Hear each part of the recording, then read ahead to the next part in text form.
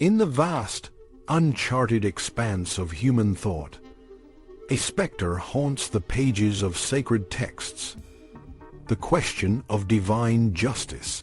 Imagine, for a moment, a world where the Almighty, the Omnipotent, and the Omniscient God, a being so revered and feared, was not the benevolent, just ruler many believe him to be. Instead, picture a God who, in a moment of capriciousness, wagered a man's life and soul with a malevolent entity, a devil. This is not a hypothetical scenario, but a story deeply embedded in one of the most revered books of the Bible, the Book of Job.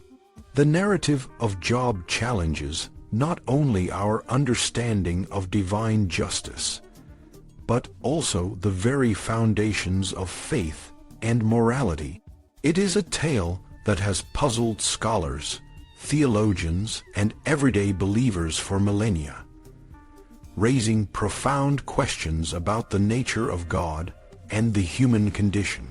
The story of Job begins in a celestial courtroom, a place where God and the devil engage in a bizarre and unsettling wager.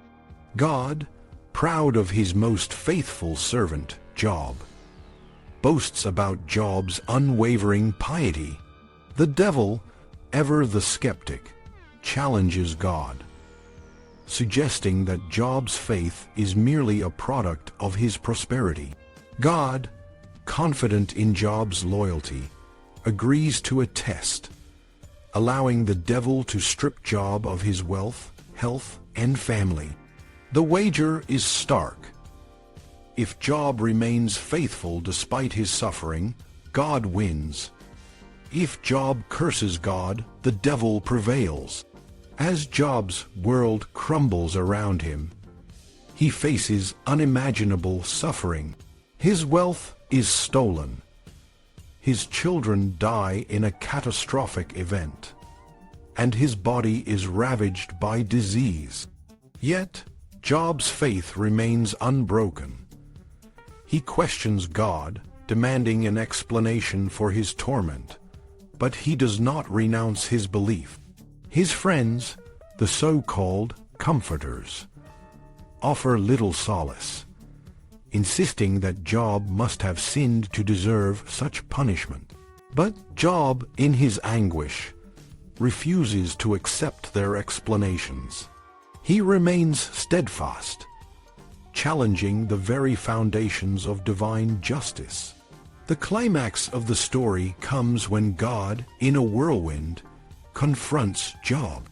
Instead of answering Job's questions, God responds with a series of rhetorical questions, emphasizing his power and majesty.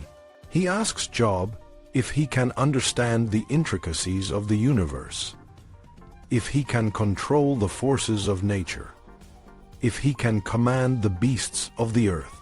In essence, God's response is a declaration of his absolute sovereignty and Job's insignificance. It is a powerful, almost overwhelming, display of divine might. But the real question is, does this response truly address Job's concerns? Job's challenge is not about God's power. It is about God's justice. He never doubted God's ability to control the world. He questioned whether such a powerful being could be just. By responding with a display of might, God seems to avoid the central issue. The implication is that might makes right, that power is the ultimate arbiter of justice. This is a troubling notion, one that contradicts the very essence of what many believe God represents. The story of Job is often interpreted as a testament to the power of faith and the importance of trusting in God's plan, even when it seems incomprehensible. But this interpretation glosses over the deeper, more unsettling questions raised by the text. If God is willing to subject a righteous man to such suffering for the sake of a wager, what does this say about his character? If God's response to Job's suffering is a display of power rather than an explanation of justice, how can we trust in his goodness? Furthermore, the story of Job has far-reaching implications beyond the individual experience of suffering. If God is not just, if his actions can be capricious and cruel, then the entire framework of religious belief is called into question. The book of Job challenges the notion that the world is inherently fair, that good deeds are rewarded, and that evil is punished. It suggests that the universe is, at its core, unpredictable and often unjust. This subversion of traditional wisdom is not limited to the book of Job alone. Throughout the Bible, there are instances where the divine appears to act in ways that are difficult to reconcile with the idea of a just and loving God. The story of Abraham and Isaac, where God commands Abraham to sacrifice his son, is another example of a divine command that defies moral understanding. Similarly, the story of the Israelites wandering in the desert, where God tests their faith with trials and tribulations, raises questions about the nature of divine testing. The book of Job, however, is unique in its depth and complexity. It does not offer easy answers or simple moral lessons. Instead, it presents a profound existential dilemma that has resonated with readers for centuries. Job's suffering and his questioning of God's justice force us to confront the limits of human understanding and the mysteries of the divine. It challenges us to grapple with the idea that sometimes the universe operates in ways that are beyond our comprehension. In the end, the story of Job does not provide a definitive answer to the question of divine justice. Instead, it leaves us with a sense of ambiguity and uncertainty. Job's final response to God is often interpreted as a form of repentance, a recognition of his own limitations and the vastness of God's power. But this interpretation is not without its problems.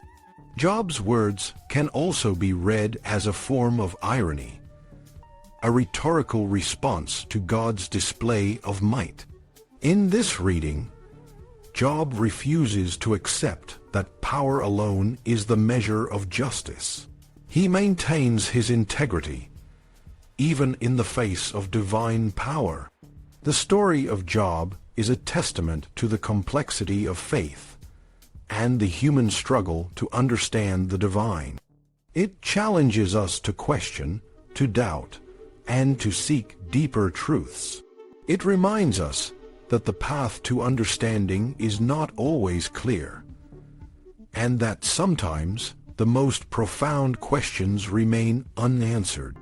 In a world where suffering and injustice are all too common, the story of Job offers a powerful reminder that the quest for meaning is a lifelong journey, one that requires courage, resilience, and an unwavering commitment to truth. In the end, the story of Job is not about finding answers. It is about the courage to ask the questions,